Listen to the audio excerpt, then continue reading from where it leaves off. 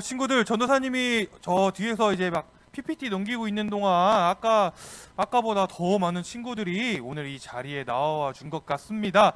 우리 함께 또 예배 본격적으로 설교 말씀 듣기 전에 그동안 한 달 동안 온라인으로 하느라 친구들 답답했죠. 오늘 큰 소리로 한번 주니어 시그니처 인사 한번 외쳐보고 함께 말씀 속으로 들어가 보도록 합시다. 자, 준비됐나요 우리 친구들?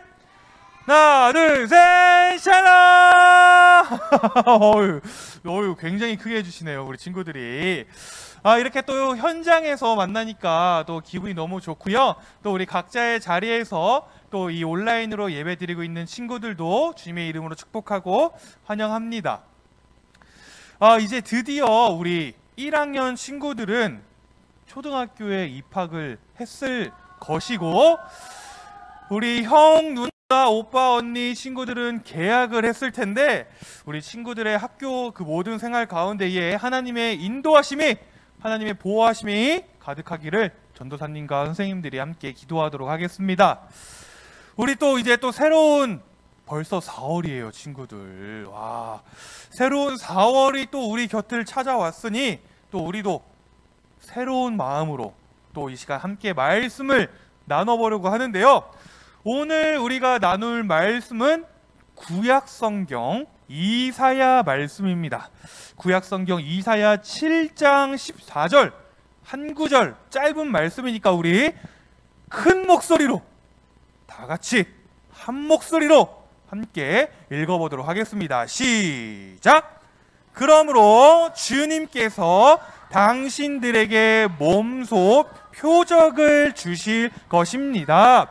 보시오, 처녀가 잉태하여 아들을 낳을 것이며 그 이름을 하나님께서 우리와 함께 계시다는 뜻인 임마누엘이라고 부를 것입니다.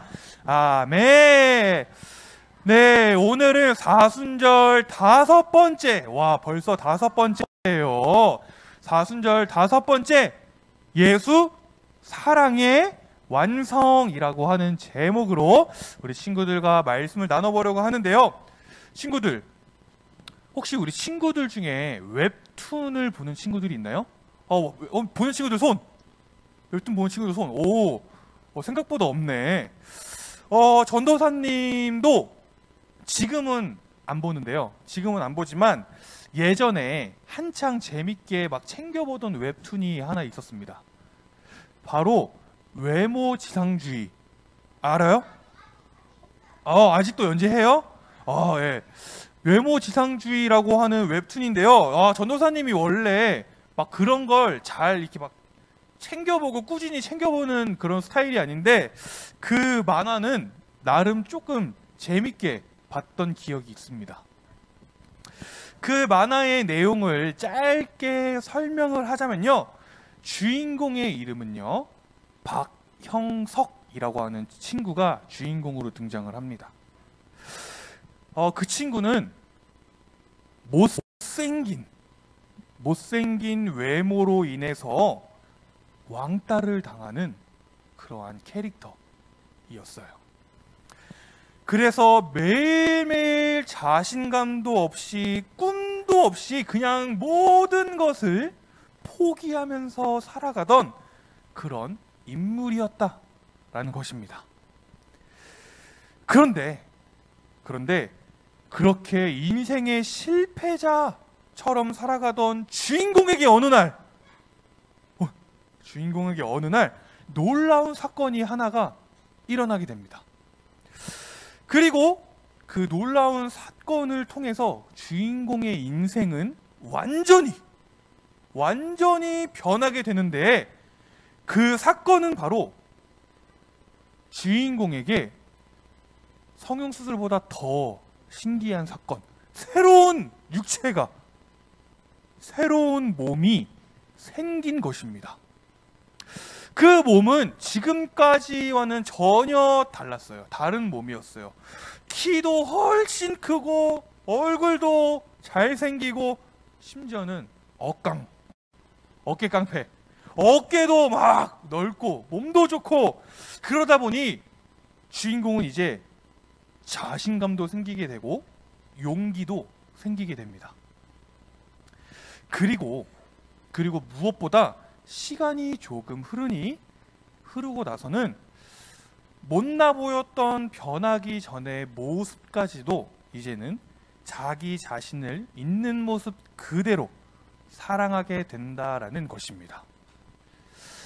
새로운 육체, 새로운 몸으로 살아가는 그 결정적 사건이 한 사람의 인생을 바꾼 것이다 라는 것이에요. 아마도 그 만화 속 주인공 박형석은 이렇게 고백할 것입니다. 내 인생은 새로운 육체를 얻기 전과 후로 나뉜다. 네, 그러고 보면 이 만화 속의 주인공과 같이 우리 또한 나를 바꾸는 결정적인 사건, 나를 바꾸는 결정적인 만남은 우리 모두의 삶에도 있습니다. 전도사님 또한 인생에 있어서 결정적인 만남이 하나 있었는데요. 그 만남은 바로 지금의 아내를 만난 만남이었습니다. 그리고 그 만남은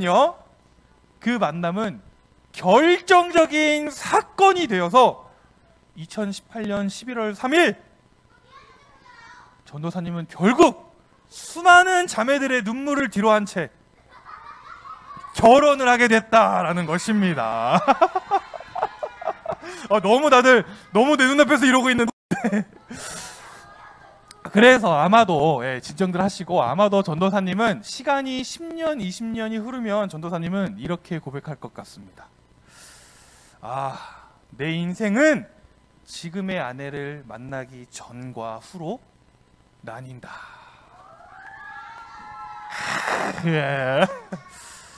네, 친구들, 꼭 이러한 이야기가 아니더라도요, 우리 친구들 또한 나를 변화시키는 전환점이 우리의 인생에는 꼭 하나씩 있기 마련입니다. 그것은 어떠한 만남이 될 수도 있고 어떠한 사건이 될 수도 있어요. 그런데 이러한 결정적인 전환점이 우리의 온 인류 역사 가운데도 있다라는 것입니다. 그것이 무엇이냐? 바로 예수님의 탄생입니다. 예수님의 탄생. 예수님이 이 땅에 탄생하신 일이 얼마나 결정적인 사건인지, 예수님이 이 땅에 찾아오신 일이 얼마나 결정적인 만남인지 지구의 모든 인류는 예수님이 이 땅에 오신 사건을 전과 후로 나눠서 역사를 해석하고 있습니다. 바로 우리 친구들 많이 들어봤을 거예요. BC와 AD. 우리말로 하면 기원 전, 기원 후. BC라고 하는 것은 영어로 Before Christ라고 합니다.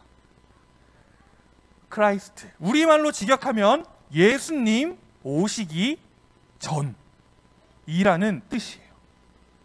그리고 AD라고 하는 것은 라틴어예요. 라틴어. 아노 도미니라고 직역하면 주님의 해라는 뜻입니다. 이렇게 역사는 예수님의 탄생을 기점으로 기원 전과 기원 후 BC와 AD를 나눈다라는 것이에요. 그래서 온 인류는 이렇게 이야기하는 것입니다. 인류의 역사는 예수님을 만나기 전과 후로 나뉜다. 조금 부끄러운 이야기지만요, 전도사님과 전도사님의 아내는 사실 종종 다툽니다.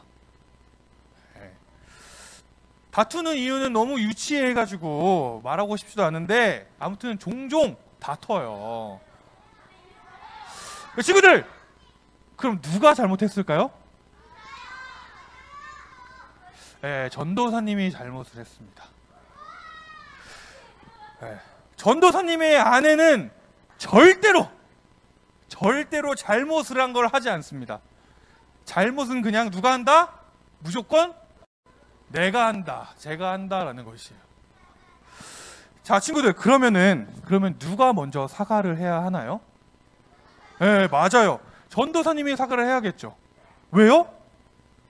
네, 맞습니다. 내가 잘못했으니까. 그런데 잘못한 사람이 사과하고 화해의 손을 내미는 것은 당연한 것입니다. 그런데 가끔 잘못하지 않은 사람이 먼저 화해의 손을 내미는 경우도 있어요. 잘못하지 않은 사람이 잘못을 한 사람에게 먼저 사과를 하는 것입니다. 언제 그렇게 될까요? 네, 전도사님을 따라합시다. 더 사랑할 때. 네, 더 사랑할 때. 더 사랑할 때 우리는 잘못을 떠나 먼저 화해의 손을 내밀게 된다라는 것입니다. 우리 친구들이 이미 알고 있다시피 인류 최초의 인간 아담은요, 선악과를 먹어버렸습니다. 하나님과 약속을 했는데 그 약속을 깨버린 것이에요. 그렇다면 아담이 약속을 깼으니 하나님과 사이가 멀어졌을까요? 가까워졌을까요? 네, 맞아요. 멀어졌을 겁니다. 그러면은 누가 잘못을 한 건가요, 친구들? 맞아요. 아담이 잘못을 했어요. 그러면은 아담이 잘못을 했다면 누가 화해의 손을 먼저 내밀어야 하나요? 네, 아담이 먼저 해야죠. 그런데 아담은 사과할 마음이 없었습니다. 그러면은 그러면은 그의 아들이라도 사과를 해야 하는데 이 사람들은 사과를 할 마음이 없어 보였어요. 그로 인해 온 인류가 하나님과의 관계가 깨져버렸는데도 불구하고 사과할 마음이 없었습니다. 그럼 친구들, 하나님과 우리 사람의 관계는 이렇게 멀어진 채 끝나는 것일까요? 네, 아닙니다. 하나님이 먼저 손을 내미셨습니다. 정작 잘못한 사람들은 화해할 마음이 없는데 아무 잘못이 없는 하나님이 먼저 화해의 손을 내미셨다라는 것이에요. 왜요? 더 사랑하니까. 그 하나님의 손길이 바로 오늘 우리가 읽은 본문 말씀에 나와 있는 것입니다. 우리 본문 말씀 다시 한번 큰 목소리로 함께 읽어보도록 할까요? 시작!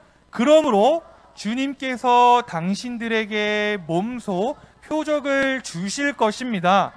보시오, 처녀가 잉태하여 아들을 낳을 것이며 그 이름을 하나님께서 우리와 함께 계시다는 뜻이 임마누엘이라고 부를 것입니다.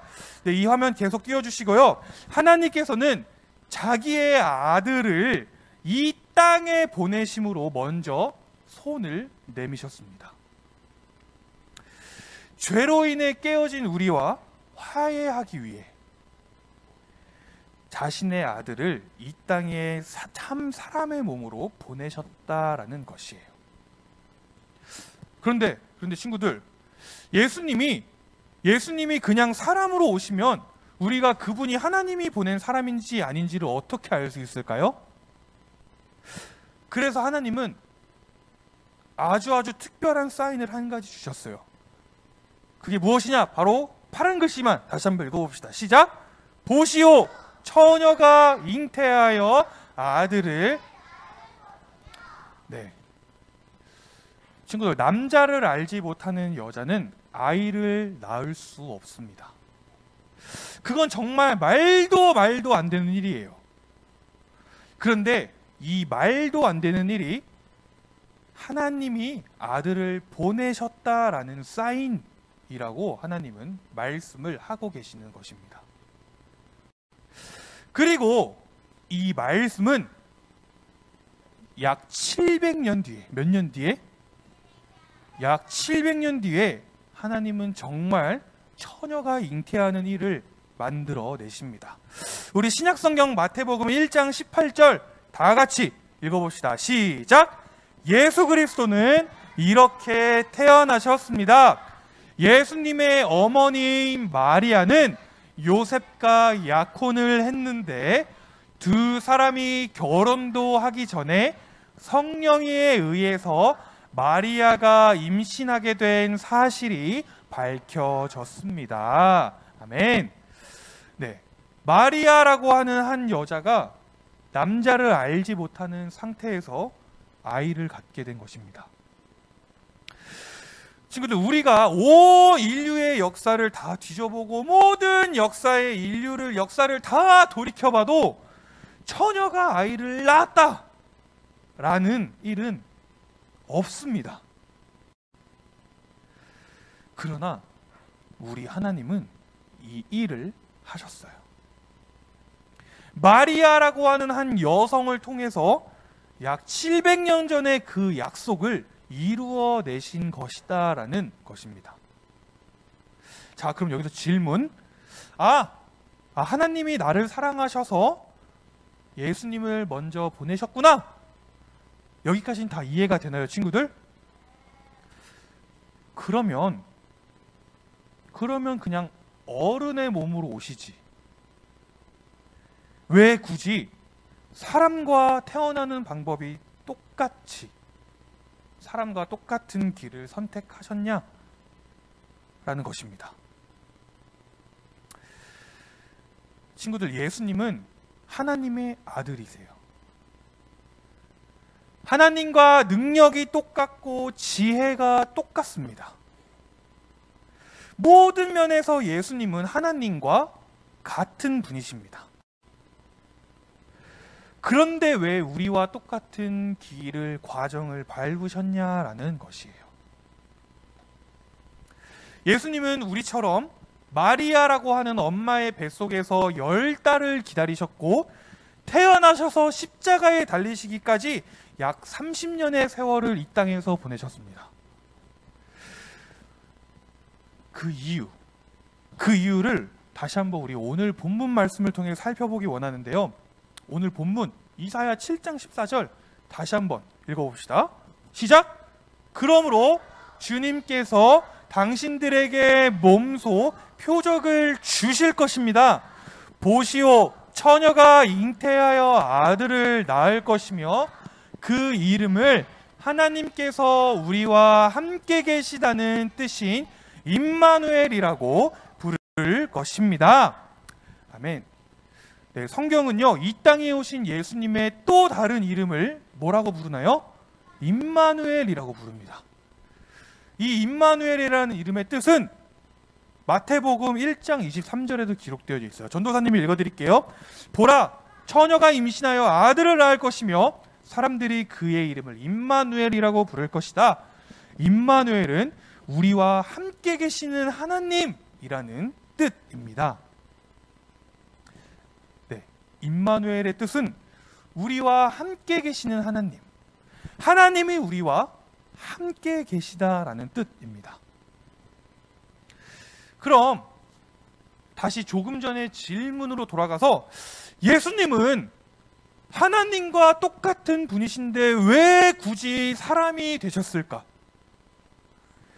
예수님은 안 그러셔도 되는데 왜 굳이 우리와 똑같은 시간과 과정을 밟으신 것일까? 예수님은 왜 굳이 안 해도 될 고생을 하신 것일까? 그 답이 바로 말씀에 있는 것이에요. 우리와 함께 계시기 위해서. 아멘. 내가 누군가와 사랑에 빠졌다라는 사실을 확인하고 싶은 방법이 한 가지 있다면 그것은 바로 내가 그 사람과 함께 하고 싶은가? 입니다. 우리는 사랑에 빠지는 순간 상대방과 함께 하고 싶어져요. 학교도 같이 가고 싶고 시험 기간도 같이 보내고 싶고 함께 놀러도 가고 싶고, 그래서 너무너무 사랑하면 우리는 결혼을 결심하게 되는 것입니다. 우리 아예 평생을 함께 하자. 이렇게 결혼은 함께 하고 싶은 그 사랑의 특징을 가장 잘 보여주는 것이에요. 그런데 친구들, 예수님은 하늘의 영광, 하늘의 보좌를 버리고 이 땅에 사람으로 오셨습니다. 왜요? 맞아요. 우리와 함께하기 위해서. 예수님은 굳이 우리와 똑같은 시간과 과정을 선택하셨습니다. 왜요? 우리와 함께하기 위해서. 그래서 성경은 예수님을 임마누엘이라고 부르는 것입니다. 하나님이 우리와 함께 계시다. 예수님은 그 모든 것을 함께하고 싶을 만큼 우리를 너무나도 사랑하셨다라는 것이에요. 그리고 그 사랑은 어제도, 오늘도, 내일도, 앞으로도 영원히 변함없이 우리와 항상 함께할 것입니다. 아멘. 사랑하는 친구들, 우리가 오늘 예배를 드리기 전에 고백했던 사도신경의 고백에는 이런 내용이 있습니다. 그는 성령으로 잉태되어 동정녀 마리아에게서 나시고. 사실 이 고백은 그야말로 사랑이 가득한 고백이에요. 죄로 인해 멀어진 우리와 화해하기 위해 먼저 움직이신 하나님의 사랑, 하늘 보좌를 버리고 우리와 함께하기 위해 이 땅에 오신 예수님의 사랑, 그리고 예수님을 보내시기 위해 일하신 성령님의 사랑. 우리는 이 고백을 할 때마다 그 사랑을 기억해야 할 줄로 믿습니다. 친구들, 예수님은, 하나님은 여러분을 사랑하십니다. 아멘? 목소리가 너무 작은데? 하나님은 여러분을 사랑하십니다. 진짜로, 정말로 많이 사랑하십니다. 우리 모두가 이 사실을 믿고 의지하면서 하나님의 그 사랑받는 자녀로서의 정체성을 회복하기를 바라요. 그 사랑으로 이번 돌아오는 한 주간도 승리하는 우리 사랑하는 주니어 워십 친구들이 되기를 소망합니다. 아멘. 우리 다 같이 기도하도록 할까요? 우리 두 손을 모으고 두 눈을 감고 함께 기도하도록 하겠습니다. 사랑의 하나님, 감사합니다. 오늘 말씀을 통해 우리와 함께하기 원하시는, 우리와 함께하기 위해 모든 것을 포기하시고 이 땅에 오신 예수님의 사랑을 다시금 기억하고 마음속 깊이 깨닫게 해주심에 감사를 드려요. 오늘 우리가 듣게 된 이 사랑을 깨닫는 것에서 그치지 않고 나의 온 마음을 다해 믿고 나의 온 삶을 다해 실천하며 살아갈 수 있는 믿음의 자녀가 될 수 있게 해주세요. 나의 인생을 예수님을 만나기 전과 후로 나뉜다 라는 이 고백이 우리 모두의 고백이, 우리 모두의 간증이 되게 해주세요. 그렇게 인도해 가실 하나님을 찬양합니다. 나의 사랑, 나의 신랑 되신 예수님의 이름으로 기도드렸습니다. 아멘. 우리 하나님께 영광의 박수 올려드리도록 할까요?